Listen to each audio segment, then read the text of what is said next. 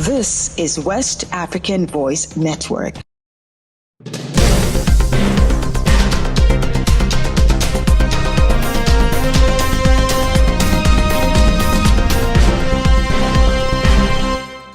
Hello and many thanks for joining us on West African Voice Network. This is Newswave. I am Fatima Ibrahim. Our bulletin begins in Ghana as it secures 0% tariff on exports to China. Ghana has secured a groundbreaking 0% tariff concession on all its exports to China, following high-level bilateral talks between the country's foreign minister, Samuel Ablakwa, and his Chinese counterpart, Wang Yi.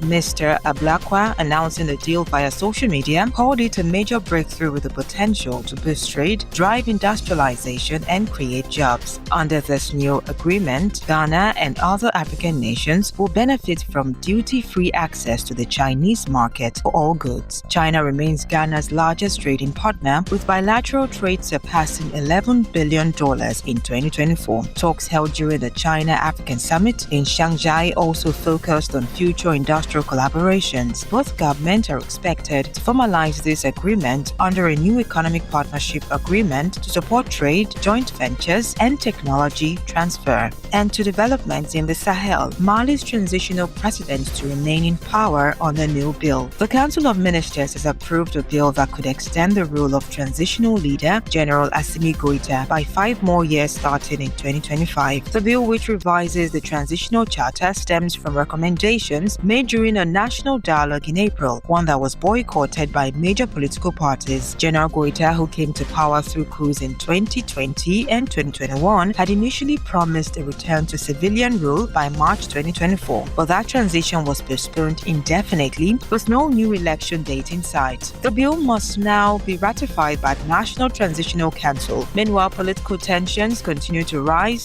The transitional government dissolved all political parties in May, triggering nationwide protests and reports of abductions targeting pro-democracy activists. We now move to Nigeria, where the President Tinubu pledges greater tolerance for criticism on Democracy Day. On Nigeria's Democracy Day, celebrated annually on June 12th, President Bola Ahmed Tinubu assured citizens of his administration's commitment to upholding free speech. He stated that constructive criticism, even when sharp or uncomfortable, is a necessary part of democracy and should not be silenced. Addressing security agencies, the president instructed them to refrain from targeting individuals who express opposing views about his policies. He also called on lawmakers and political allies to promote open dialogue, respect for rights, and democratic values over authoritarian approaches. His remarks come amid growing public concern over perceived infringements on freedom of speech as outlined in the country's constitution. And to political matters in the Gambia, opposition leader calls 2026 presidential election a defining moment. Ousainu Darboe, leader of the Gambia's main opposition party, the United Democratic Party (UDP), has described the upcoming 2026 presidential election as a critical moment for the country's future, calling it a do-or-die contest for his party. Although the election is more than a year away, political tensions are already building. Speaking to supporters in